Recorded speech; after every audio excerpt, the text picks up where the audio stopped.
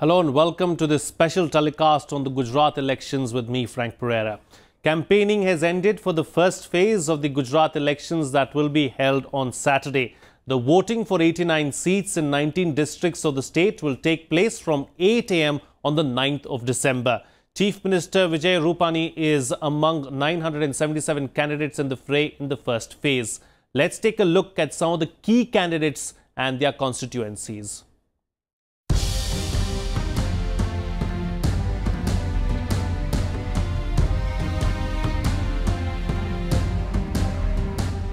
These are the regions in Saurashtra, Kutch and South Gujarat where polling will take place for the first phase elections on 9th of December. Campaigning took place for 89 seats in the 19 districts here. For more than a month now, both the ruling BJP and the opposition Congress conducted a vigorous campaign to woo the voters. 13 seats are reserved for SCs and 27 for STs in the entire state, out of which 7 seats reserved for SCs and 14 reserved for STs will go to polls on 9th of December. 89 assembly seats which are going to polls in the first phase have a total of 2,12,31,652 voters, which include 35,29,000 voters below the age of 25 years. Voting for the first phase will take place in 24,689 polling stations, in which 27,158 EVMs will be deployed. 977 candidates are in the fray in the first phase, that includes 920 men and 57 women candidates. Jamnagar rural seat has the maximum number of candidates at 27, while Jagadia and Gandevi seats with 3 candidates each have the least number of candidates. The BJP is contesting on all 89 seats, the Congress on 87, the BSP on 64, the NCP on 30 and the Shiv Sena on 25 seats. The Aam Aadmi Party, which is contesting elections in Gujarat for the first time, has fielded 21 candidates in the first phase. 443 independents are also in the fray. The number of voters in 82 out of 89 seats going to polls in the first phase are more than 2 lakh each. No single seat in this phase has less than 1.5 lakh voters.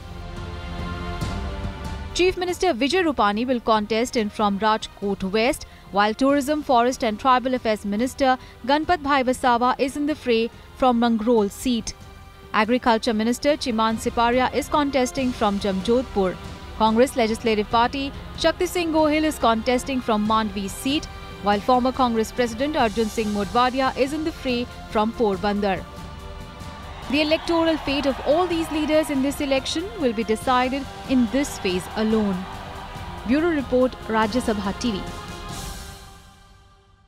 Well, will caste be the key in these elections? Analysts are certain that it will. The impact of caste-based movements can be seen in the way their demands were articulated during the campaign. It has also become evident in the ticket distribution. Maximum tickets have gone to the Patidar community and the other backward classes. This is how the caste equation shaped up in the state.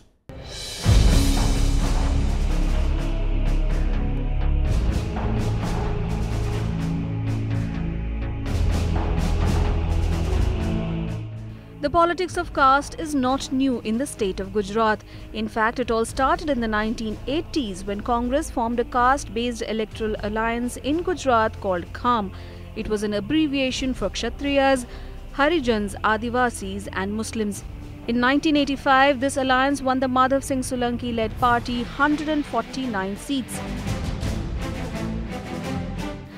Political observers say that ever since that election, caste has never been as highlighted in the Gujarat elections as it is now. Over the years, the economically and politically dominant Patidars, whose interests have always been opposed to the CAM factor, became loyal BJP supporters. Come 2017, the story has changed in the state. This election has put the focus on 3 leaders spearheading 3 different segments of the society. Hardik Patel is the convener of the Patidar Anamat Andolan Samiti. His Patidar community comprises nearly 12% of the electorate and influences nearly 71 assembly constituencies. Alpesh Thakur leads the OBC, SC and ST Ekta Manch and the Kshatriya Thakur Sena, while Jignesh Mevani heads the Rashtriya Dalit Adhikar Manch. All three share a common intent to defeat the BJP, but their interests seem to contradict each other, thereby making the whole caste story more complex and interesting. While Hardik Patel is demanding that Patidars should be included in the OBC category, Thakur, who represents the OBC community, is clear that they can't be given reservation under the present quota. Demands of the Hardik-led Patel group for reservation also face a technical challenge as the courts have capped reservations at 50%. Going by caste equations, the Dalits are the most unprivileged section of the society, and traditionally the OBCs and Patels have rarely ever stood with them, making it difficult for them to join forces. पहले तो education है, बाद में सोचेंगे कि job या कोई नौकरी मिल जाए, तो सरकार इस प्रकार अच्छा कर रही है, भाजपा हो या कांग्रेस। जो युवाओं का मेन जो प्रॉब्लम है वो जॉब है, यहाँ पे बेरोजगार काफ़ी ज़्यादा है लोग, और सब एजुकेशन के बाद युवा सोचते हैं कि नौकरी मिल जाए तो अच्छा, और सरकार उसमें कुछ करे तो अच्छा। किसी भी पॉलिटिशियन की बातों में ना आकर सच्चाई क्या है यह सोचकर, और किसी भी पार्टी को नहीं, उम्मीदवार कैसा है यह सोचकर हमें मतदान करना चाहिए। Previous attempts of using Patels to counter the ruling party have also not yielded positive results for other political players. In the 2007 elections, former Gujarat Chief Minister Keshubhai Patel tried to galvanize the Patel community against then Chief Minister Narendra Modi. In 2012, he even floated the Gujarat Parivartan Party. It won just 3.7% votes and hurt the opposition Congress in a dozen constituencies by splitting the anti-BJP votes. Gujarat scene, and he has following, no doubts about that. But the question is, does he have kind of a following that he can upset an election? Caste factor aside, Gujarat under previous BJP governments has earned a place among the top states on many key economic indicators. Industrialists say innovative schemes have facilitated a business-friendly environment for them. Gujarat जो है उसके अंदर बहुत सारे ports हैं, तो import export के अंदर हमेशा फ़ायदा रहा है, तो उसके कारण से अभी बहुत गुजरात को बहुत ठीक रहा है, और यहाँ पे सड़कें जो हैं बहुत अच्छी हैं, इसके कारण से जो ट्रांसपोर्टेशन जो होता है वो सरलता से हो जाता है, रॉ मटेरियल इधर से एक जगह से दूसरी जगह बहुत सरलता से चला जाता है। The BJP's trump card in this election continues to be the Prime Minister, who as the Chief Minister presided over a success story in Gujarat. Meanwhile, the opposition looks resurgent, but with too many subgroups, it is fraught with internal contradictions. Both sides have also refrained from announcing their respective chief ministerial candidate, turning this election into a Modi versus Rahul battle. Bureau Report, Rajya Sabha TV. Well, joining me for a chat right now to talk about the Gujarat elections is senior journalist Neerja Chaudhary. Welcome and thank you for joining me on the program. You know, as far as caste is concerned, how big an issue is it going to be in this election? I think it looks to be a big issue in every election. It is a big issue no matter what we talk about, you know, our desire for a casteless society. Caste is a reality of India, and it comes to the fore that much more when elections take place. And each party forges a caste alliance, what is called social engineering. This time also we've seen the Patidar factor coming to the fore in a big way, and Mr. Hardik Patel, who's spearheaded this agitation for reservation for the Patidars in education and in government jobs, has become a star campaigner in this election, drawing huge crowds. So Patidars who have formed the mainstay of the BJP for the last 20 years in election after election, seem to be divided a lot today. Sure. Now, is the OBCs also, Alpesh Thakur does have charm for the youth amongst the OBCs, and but the question is, how much do the OBCs react to the Patidar consolidation? The Patidars now becoming claimants to the reservation story.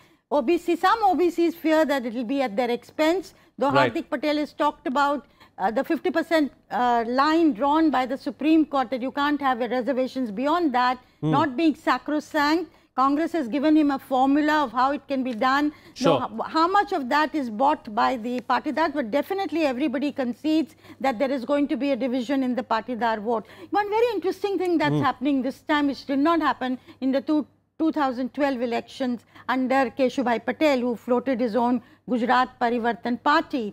He did not ask for the votes of the disaffected Patidars to be transferred to the Congress. Patidar consolidation has not worked in the past as well as far as the BJP, as far as the BJP is concerned, or rather against the BJP. So what's going to be different this time around, do you think? See, that's what I'm saying, that in the past, the party of Mr. Keshubhai Patel cut into the BJP votes and as a result prevented the Congress from emerging victorious in several seats. This time, Hardik Patel is asking for the Patidars to transfer their vote against the BJP to the Congress. Now, how much of a difference does it make? These huge rallies that he's addressed, the question that remains unanswered, and the outcome will depend partly on this also, this answer. How many people who are attending enthusiastically the rallies of Hardik Patel are going to vote for the Congress party? Sure. Or are they seeing him as a new icon, as they seeing him as a new champion of what they want, or will they also vote for the Congress? That remains to be seen. The extent to which this happens will also have a bearing on the outcome. You know, the attempt of the Congress party to put up this rainbow alliance of sorts, do you believe that that is going to have any kind of an impact on the ground? I think, you see, let's remember this, the people who are angry with the BJP or, unhappy with the BJP or have grievances against the BJP, and this is not unnatural after 22 years of being in power, they also, many of them say we don't have a love for the Congress.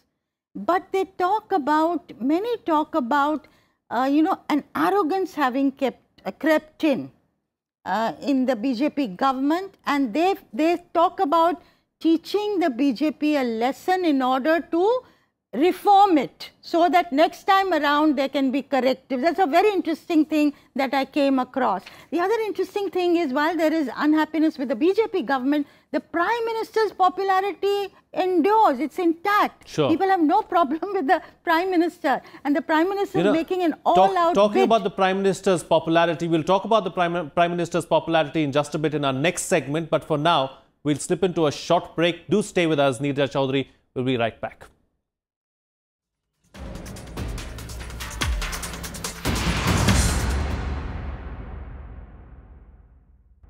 Welcome back. You're watching Rajya Sabha television. Well, the goods and services tax regime has come as a blessing for the brass industry in Jamnagar. The industry feels that not only has it lessened the burden of taxes on them and increased transparency, but it has also made their work easy.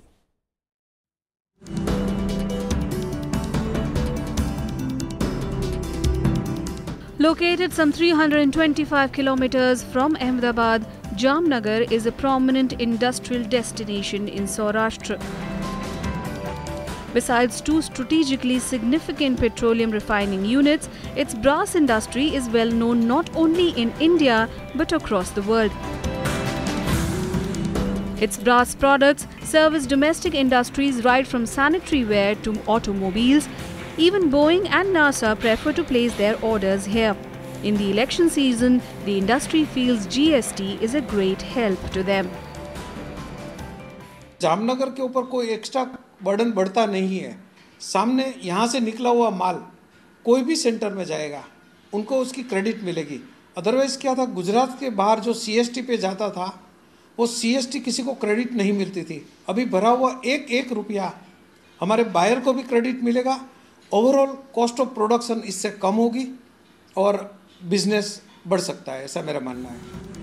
It's a view that is echoed by other manufacturers as well. They point out that 90% of brass products are recycled, and in any case, scrap originating from foreign countries is subjected to taxation. They feel that the new GST regime will make the entire industry tax compliant and transparent. Their biggest worry though is the shortage of skilled labor. हमारे को तो फ़ायदा ही मिला है क्योंकि आज GST आ गया, हमारे में पैरिटी आ गई है। पहले क्या होता था कि पहले आप दूसरी स्टेट को मटेरियल देने में तकलीफ होती थी, दूसरे स्टेट से मटेरियल लेने में तकलीफ होती थी, इंटरनल काम करने में तकलीफ होती थी। ये सारी चीज़ें हमारी तो ईज़ हो गई है। एक ही है कि हमारे को यहाँ पे एक स्किल सेंटर्स मिल जाए, कि हमारे यहाँ पे जो इंजीनियर्स भी आ रहे हैं वो उसको पता होना चाहिए कि अब इंडस्ट्री को क्या चाहिए, तो इंडस्ट्री और एजुकेशन के बीच में एक ब्रिज बने। Jamnagar contributes to 85% of the brass output of the country. It's second only to China in making quality products. It has over 10,000 brass making units that employ nearly 3 lakh people. Jamnagar is a leader in the field of brass industry, not only in country but at the world level due to its fine products. And particularly this industry has welcomed the GST reforms. The claim is that GST reforms brought not only transparency but gave a booster to the overall brass industry. In Jamnagar, with cameraman Junaid, this is Panchanan Mishra for Rajya Sabha TV. Well, the Saurashtra region is politically very significant for both the BJP and the Congress. It's a large agrarian constituency. Erratic monsoons and absence of a perennial river have been a huge problem for farmers. All this is set to change with the Saurashtra Narmada Avtaran Irrigation Yojana that Prime Minister Narendra Modi announced earlier this year.